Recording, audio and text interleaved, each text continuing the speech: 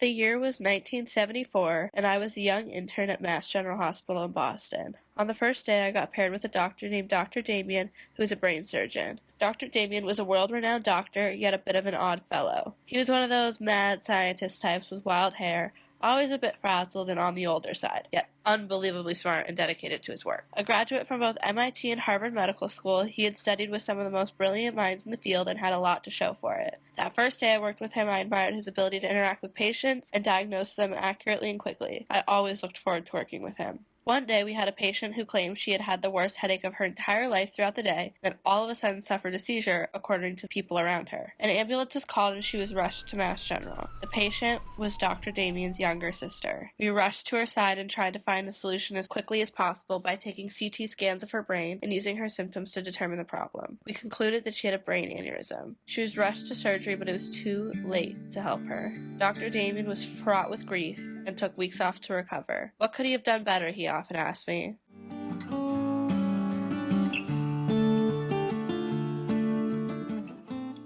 At this point, we had grown closer over my time as an intern, and I saw him as a mentor. After watching him suffer from grief, I called him one day and told him it was time to figure out how we could prevent this from happening for other people. I quit my internship that day and we went to work to find a better way to detect brain aneurysms. For 3 years, we worked all day and all night, barely sleeping or eating. And one day, we finally did it.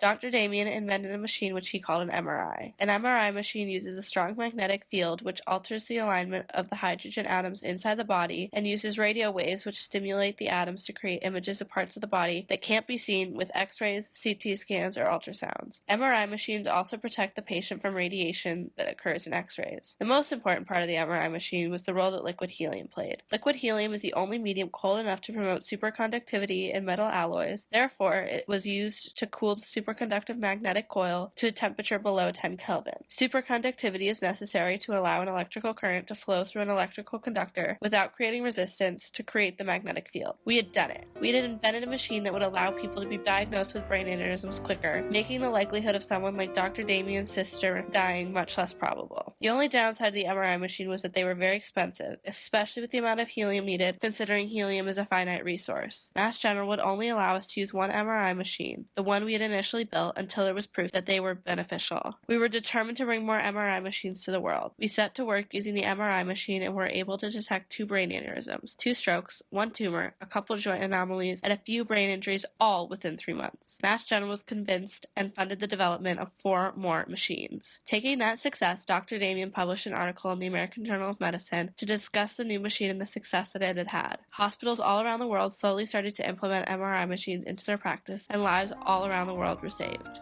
Today, I am reminiscing on this story as I watch Dr. Damien receive a Nobel Prize for his work in developing the MRI machine. I know that somewhere his sister is smiling down on him, proud of all he has done to honor her memory by making sure that fewer people suffer the same fate she did.